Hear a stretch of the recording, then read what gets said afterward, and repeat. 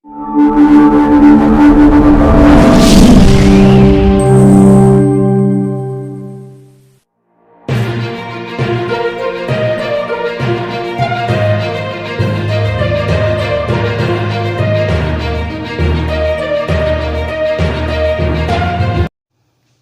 वालेकुम। हमारा जो चैप्टर नंबर 7 है fundamental principles of organic chemistry, वो हमने स्टार्ट किया हुआ था। आज का जो हमारा टॉपिक है वो है सोर्सेज ऑफ ऑर्गेनिक कंपाउंड्स। कि ऑर्गेनिक कंपाउंड्स हमने यहाँ तक तो स्टडी कर लिया था कि ऑर्गेनिक केमिस्ट्री क्या होती है, ऑर्गेनिक कंपाउंड्स क्या होते हैं, और उसकी फर्दर हमने फीचर्स भी डिस्कस कर लिए थे। आज हमने डिस्कस करना है कि ये ऑर्गेनिक कंपाउंड्स आते कहाँ से हैं, इनके सोर्सेज क्या हैं। तो इसके टोटल 3 सोर्सेज हैं। वैसे तो बहुत सारे सोर्सेज हैं, लेकिन आपकी बुक में 3 डिफाइन किए गए हैं। फर्स्ट वन है पेट्रोलियम, दूसरा है कोल और तीसरा है नेचुरल गैस। ये 3 सोर्सेज हैं जहाँ से ऑर्गेनिक कंपाउंड्स की लार्ज अमाउंट हम गेन करते हैं। अब इन तीनों को कलेक्टिवली मिलाकर क्या कहते हैं, these are fossil fuels. Fossil fuels को आप लोगों को बहुत अच्छी तरह पता होगा क्या होते हैं। फोसल फ्यूल्स होते हैं remainings of the plants and animals, जो आज से हज़ारों लाखों साल पहले जो पौधे और जो जानवर थे वो ज़मीन के अंदर दफन हो गए थे, उनको हम कह देते हैं फोसल फ्यूल्स। तो यहाँ से पेट्रोलियम, कोल और नेचुरल गैस को हम हासिल करते हैं और उनसे फर्दर हम ऑर्गेनिक कंपाउंड्स बनाते हैं। तो सबसे पहले हम डिस्कस करते हैं कोल। तो कोल को कैसे हमने, सबसे पहले हम ये देखेंगे कोल आया कहाँ से था, फिर हम ये देखेंगे कि ऑर्गेनिक कंपाउंड्स को हमने कोल से किस तरह से हासिल किया था। तो कोल जो था वो सबसे पहले आया था जो हज़ारों साल पहले जो प्लांट्स थे या जो ट्रीज़ थे, जो दरख्त थे, वो ज़मीन के अंदर दफन हो गए थे और उनकी जो लकड़ी थी, जो प्लांट्स की, जो दरख्तों की लकड़ी थी, उन पे कुछ बैक्टीरिया ने आकर एक्शन किया। बैक्टीरियल ऑब्वियसली कोई ना कोई रिएक्शन करते हैं, तो बैक्टीरिया रिएक्शन हुआ। सिमिलरली उसमें केमिकल रिएक्शन भी कोई ना कोई हुआ इन the presence of the heat या सन की मौजूदगी में जो भी रिएक्शन होते हैं, तो वो क्या बैक्टीरियल और केमिकल एक्शन हुए। एज अ रिजल्ट वुड से क्या बन गया, पीट बन गया।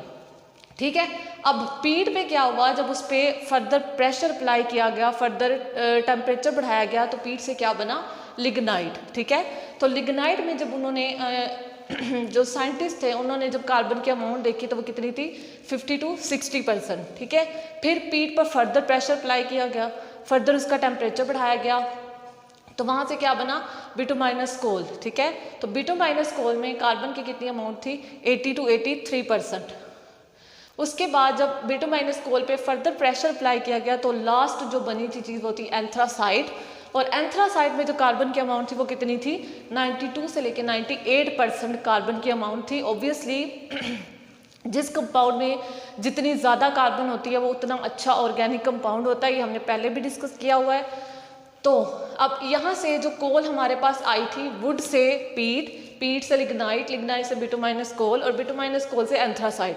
ये जो हमारे पास कोल आई थी, इसको फिर हमने क्या किया, अब हमने ये देखना है कि कोल से ऑर्गेनिक कंपाउंड को किस तरह बनाया गया। ठीक है, तो अब इस कोल की क्या की गई, डिस्ट्रक्टिव डिस्टिलेशन की गई, जिसका दूसरा नाम होता है कार्बोनाइजेशन। ठीक है, इसमें क्या होता है बच्चों, ये जो डिस्ट्रक्टिव डिस्टिलेशन या फिर कार्बोनाइजेशन होती है, ये होती है in the absence of the air. ठीक है, ये कभी भी एयर की प्रेजेंस में नहीं होती, हमेशा इसको in the absence of air करवाया जाता है। उसकी भी एक रीज़न है, और इसका जो टेम्परेचर है वो कितना रखा जाता है, 500 to 1000 डिग्री सेल्सियस। अब in the absence of air का क्या मतलब है, मतलब कि हवा की गैर मौजूदगी में इसका जो हम डिस्ट्रक्टिव डिस्टिलेशन करवा रहे हैं, वो क्यों करवा रहे हैं, वो इसलिए करवा रहे हैं कि अब देखें कोल के अंदर होती है लार्ज अमाउंट ऑफ कार्बन। ठीक है, अगर हम इसका एयर की प्रेजेंस में इसका रिएक्शन करवा देंगे तो क्या होगा कि एयर में आपको पता है और भी गैसेज होती है, तो कार्बन जो होगी वो डिफरेंट गैसेज के साथ मिलकर कोई ना कोई फर्दर कंपाउंड बना देगी। ठीक है, हमें क्या चाहिए था, हमें सिर्फ हाइड्रोकार्बन चाहिए। ठीक है, यानी कि कार्बन और हाइड्रोजन। लेकिन अगर एयर के साथ वो रिएक्ट करेगी तो एयर में और भी गैसेज होती हैं और वो उन गैसेज के साथ मिलकर, लेट्स सपोज वो एयर में मौजूद ऑक्सीजन के साथ मिलकर रिएक्ट करती है तो क्या बना देती है, कार्बन डाइऑक्साइड बना देती है या फिर कार्बन मोनोऑक्साइड बना देती है, जो कि किसी भी काम की नहीं होती है। ठीक है, हमें क्या चाहिए, हमें हाइड्रोकार्बन चाहिए, तो इसलिए हम इसकी डिस्ट्रक्टिव डिस्टिलेशन करते हैं in the absence of the air. और इसका जो टेम्परेचर होता है वो कितना रखा जाता है, 500 to 1000 डिग्री सेल्सियस। ठीक है, फर्दर अब क्या, जब इसकी डिस्ट्रक्टिव डिस्टिलेशन करवा देते हैं तो इसके रिजल्ट में 3 चीज़ें बनती हैं, ठीक है। कौन कौन सी थी? कोक, कोल गैस और कोल तार। अब ये जो 3 चीज़ें थी, उन्होंने ये देखा कि जो कोल तार थी उसमें सबसे ज़्यादा कार्बन की अमाउंट पाई गई, ठीक है। तो इसका मतलब ये था कि जो सबसे ज़्यादा अच्छी चीज़ होती है उसी को हम डिराइव करते हैं, उसी को ही हम बिल्कुल सेपरेट कर लेते हैं। तो ये जो कोल तार थी उसकी फर्दर हमने क्या करवाई? Fractional distillation. फ्रैक्शनल डिस्टिलेशन क्या होता है बच्चों? फ्रैक्शनल डिस्टिलेशन को हम सिंपली इस तरह डिफाइन कर देते हैं, separation on the basis of the boiling point. मतलब कि जिसका बॉइलिंग पॉइंट कम होता है हम उसको अलग कर लेते हैं, सेपरेट कर लेते हैं उस लिक्विड से जिसका बॉइलिंग पॉइंट ज़्यादा होता है। वो एक अपरेटस होता है जिसमें यहाँ पे ऐसे बीकर लगा होता है और यहाँ से एक ट्यूब जा रही होती है ऐसे, ठीक है। और यहाँ पर ये ऐसे एक यहाँ पे बीकर लगा होता है यहाँ पर, ठीक है। ये जो होती है ये ट्यूब फ्लास्क जिसको कह लेंगे, इसके साथ जुड़ी होती है, ठीक है। यहाँ से क्या होता है कि यहाँ से आपके पास जो भी मिक्सचर होता है वो आप ले लेते हैं इस ट्यूब में। तो यहाँ से क्या होता है कि यहाँ से आप इसको हीट प्रोवाइड करते हैं, तो जिसका बॉइलिंग पॉइंट कम होता है वो जल्दी यहाँ से इवेपोरेट होता है। इवेपोरेट होने के रिजल्ट में वेपर्स यहाँ पे आते हैं और यहाँ पे एक लगा होता है कंडेंसर, ठीक है। तो वो जो कंडेंसर होता है वो क्या करता है, इन वेपर्स को रैपिडली कूल कर देता है। कूल करने के बाद वो क्या, किस में कन्वर्ट हो जाता है? वो दोबारा लिक्विड में कन्वर्ट हो जाता है। इस तरह से हम वो दोनों लिक्विड्स को सेपरेट आउट कर लेते हैं, ठीक है। तो कोल तार को हमने क्या किया? फ्रैक्शनल डिस्टिलेशन इसकी करवाई और इसको यहाँ से सेपरेट कर लिया जिसमें ज़्यादा अमाउंट ऑफ कार्बन थी। उसके बाद वो कहता है कि पाकिस्तान में जो टोटल कोल के रिसोर्सेज हैं वो कितने हैं? 184 बिलियन टन्स, ठीक है। तो इसमें से जो 184 बिलियन टन्स है इसमें से जो 80% होता है वो जो ईंटें होती हैं उनको जलाने के लिए, उनको बनाने के लिए यूज़ होता है। फर्दर ऑन इसको एज अ फ्यूल भी यूज़ किया जाता है इंडस्ट्री में और एज अ डोमेस्टिक पर्पस भी इसको यूज़ किया जा सकता है, लेकिन फर्दर रिफाइनिंग करके इसकी, ठीक है। नेक्स्ट वन इसमें आता है नेचुरल गैस। नेचुरल गैस जो आपके घरों में भी सिंपली यूज़ होती है उसको हम नेचुरल गैस कह देते हैं, ठीक है। तो इसमें ये पाकिस्तान के लिए बच्चों सबसे बड़ा एनर्जी का सोर्स है। क्यों? क्योंकि यही एक चीज़ है जो कि पाकिस्तान में नेचुरल तौर पे बहुत ज़्यादा अमाउंट में प्रोड्यूस होती है। बाकी अगर आप कोल को देखें या फिर जो फर्दर आगे आपने पढ़ना है पेट्रोलियम या मिनरल ऑयल जिसको कहते हैं, उसके इतने बड़े बड़े रिजर्वायर्स नहीं है पाकिस्तान में। तो ये सबसे बड़ा एनर्जी का सोर्स है पाकिस्तान में। और ये होता क्या है? Mixture of the low boiling hydrocarbons, मतलब ऐसे हाइड्रोकार्बन्स जिनका बॉइलिंग पॉइंट लो होता है उनका ये मिक्सचर होता है। और इसका जो मेजर पोर्शन होता है नेचुरल गैस में बच्चों ज़्यादातर होती है मीथेन गैस, ठीक है। CH4 जिसको हम रिप्रेजेंट करते हैं, मीथेन गैस होती है। और इसको कहाँ कहाँ यूज़ किया जाता है ये तो आप लोगों को भी अच्छी तरह पता है कि इसको पावर जनरेशन में भी यूज़ किया जाता है, फर्दर सीमेंट और फर्टिलाइजर्स की तैयारी में भी यूज़ किया जाता है, और डोमेस्टिक पर्पजेज मतलब कि जो घरों में आप लोग यूज़ करते हैं वो भी नेचुरल गैस ही होती है, ठीक है। नेक्स्ट वन इसमें आता है पेट्रोलियम। पेट्रोलियम सिंपली हम इसको कैसे डिफाइन करते हैं? रिफाइंड मिनरल ऑयल, मतलब कि जो मिनरल्स से ऑयल हम लेते हैं उसको फर्दर रिफाइन करते हैं हम। रिफाइन करने का मतलब होता है टू फर्दर प्योरीफाई, कि मतलब जो ऑयल आया था मिनरल्स में से उसको हमने फर्दर प्योरीफाई किया, फर्दर उसको खालिस बनाया, ठीक है। तो उसको क्या कह देते हैं? उसको पेट्रोलियम कह देते हैं, ठीक है। अब ये बनता कैसे है? पेट्रोलियम आया कहाँ से था? जैसे हमने यहाँ पे देखा था कि वहाँ से वुड से आया था, ठीक है, कोल। और ये कहाँ से आया था? ये जो रॉक्स थी, रॉक्स के अंदर जो ऑर्गेनिक मैटर था उनके ऊपर केमिकल और बायोकेमिकल रिएक्शंस हुए। एज अ रिजल्ट रॉक्स की डिकम्पोजिशन हुई।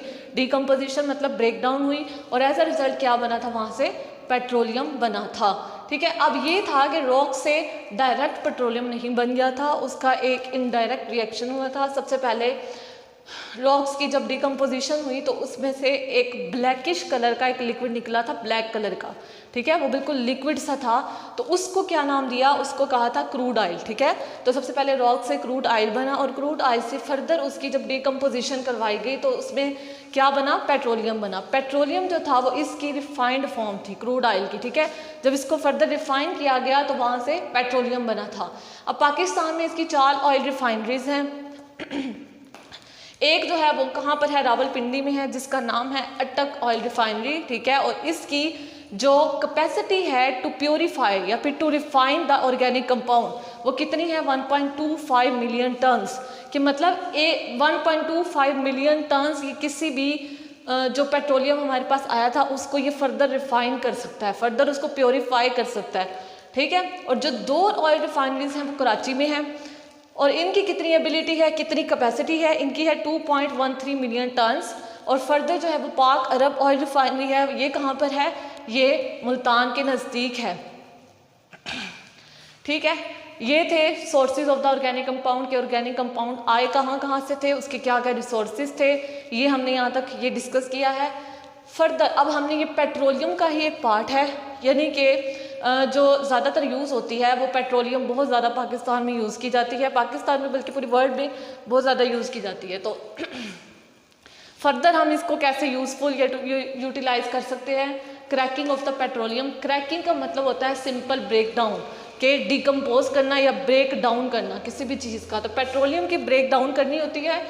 सबसे पहले क्या करते हैं कि जो पेट्रोलियम यहाँ से हमारे पास आया था उसकी क्या करते हैं, फ्रैक्शनल डिस्टिलेशन करते हैं। जैसे मैंने आप लोगों को यहाँ पे बताया था कि फ्रैक्शनल डिस्टिलेशन क्या होती है, separation on the basis of boiling point. तो यहाँ पर भी पेट्रोलियम की फ्रैक्शनल डिस्टिलेशन की गई।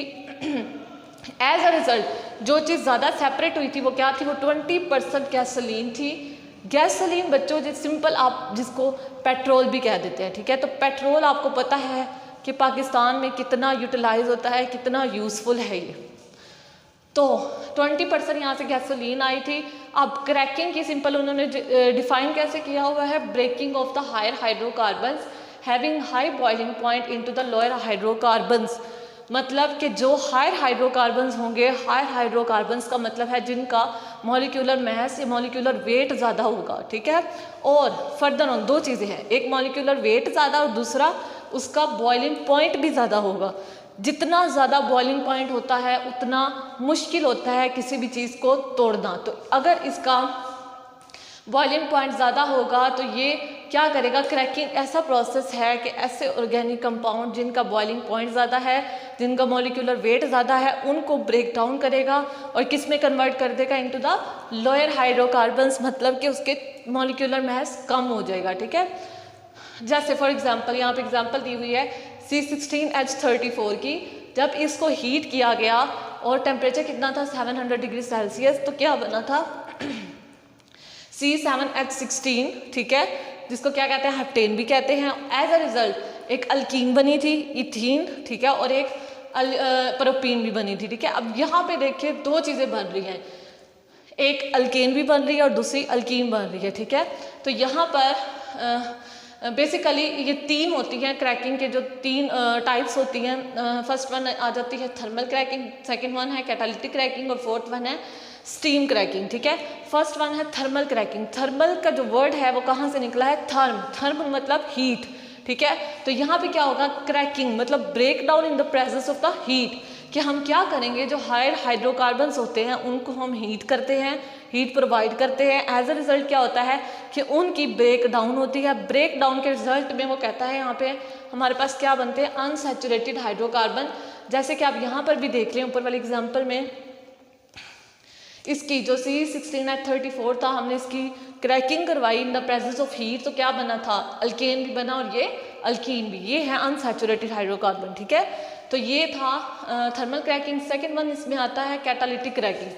अब बाज़ औक़ात ऐसा भी होता है कि टेम्परेचर कम हो जाता है या प्रेशर भी कम हो जाता है, तो कम टेम्परेचर में कैसे क्रैकिंग करवाई जाए या कैसे ब्रेक डाउन करवाई जाए, तो उसके लिए हम क्या करते हैं कि उसमें कोई भी कैटालिस्ट ऐड कर देते हैं। कैटालिस्ट क्या होता है, कोई भी ऐसा सब्सटेंस जो कि किसी भी केमिकल रिएक्शन को स्पीड अप करता है या उसकी स्पीड को बढ़ाता है या उसके रेट को बढ़ाता है, ठीक है, तो उसको हम कह देते हैं कैटालिस्ट। तो अगर लो टेम्परेचर या प्रेशर होगा तो उसके रिजल्ट में हम क्या ऐड करेंगे, कैटालिस्ट ऐड कर देंगे। तो कैटालिस्ट क्या करेगा, उसके जो ब्रेकिंग होगी, जो डिकम्पोजिशन होगी उसको ज़्यादा फास्ट कर देगा, स्पीड अप कर देगा, ठीक है। तो इसके लिए जो कैटालिस्ट यूज़ किया जाता है वो कौन कौन से होते हैं, वो 2 होते हैं बेसिकली। एक होता है सिलिका और दूसरा होता है एल्यूमिना, ठीक है। और इसके रिजल्ट में क्या प्रोड्यूस होती है, गैसोलीन प्रोड्यूस होती है, जो कि हमने ऊपर भी डिस्कस किया है, ठीक है। तो गैसोलीन जो होती है वो कहते हैं higher octane number. Octane number क्या होता है, बेसिकली ऑक्टेन नंबर होता है कि जिसमें कार्बन की अमाउंट सबसे ज़्यादा होती है, ठीक है। तो अगर हाई क्वालिटी ऑफ फ्यूल चाहिए, हाई क्वालिटी ऑफ गैसोलीन चाहिए, तो उसको हम क्या कह देते हैं, हायर ऑक्टेन नंबर, मीन कि हाई क्वालिटी मिल रही है गैसोलीन की, ठीक है। थर्ड वन है स्टीम क्रैकिंग। स्टीम मतलब आपको पता है कि सिंपल किसी भी लिक्विड की जो स्टीम होती है, भाप जिसको कहते हैं, उसकी प्रेजेंस में किस तरह से क्रैकिंग होती है कि हम क्या करते हैं कि जो हाइड्रोकार्बन्स होते हैं, लार्जर हाइड्रोकार्बन्स, हायर हाइड्रोकार्बन्स, उसको क्या करते हैं कि उसको स्टीम देते हैं, ठीक है। तो वो क्या करता है, उसकी हीट से वो वेपर्स में कन्वर्ट होता है, ठीक है। तो वेपर्स जो होते हैं वो स्टीम के साथ रिएक्ट करते हैं। रिएक्ट करने के बाद वो क्या होता है कि उनके जो हीट किया जाता है बच्चों, वो कितने टेम्परेचर पे किया जाता है, 900 डिग्री सेल्सियस पे। जब उसको हीट किया जाता है, हीट करने के फ़ौरन बाद उसको कूल कर दिया जाता है। ये बहुत साइमल्टेनियस प्रोसेस होता है, मतलब कि फ़ौरन कि पहले हीट किया उसके बाद कूल कर दिया रैपिडली, ठीक है। तो जो गैसोलीन होती है उसके मतलब यहाँ से जो गैसोलीन हमारे पास प्रोड्यूस हुई थी, उसके साथ साथ कुछ ना कुछ बायो प्रोडक्ट्स भी प्रोड्यूस हुए थे, जैसा कि इथीन है, प्रोपीन है, ब्यूटीन है, बेंजीन है। और ये जो बायो प्रोडक्ट्स होते हैं ये फर्दर भी यूज़फुल होते हैं डिफरेंट इंडस्ट्रीज़ में, फर्टिलाइजर्स की प्रेपरेशन में, इस तरह से। तो ये थी इसकी क्रैकिंग ऑफ पेट्रोलियम। 3 किस्म की थी, थर्मल क्रैकिंग, कैटालिटिक क्रैकिंग और स्टीम क्रैकिंग।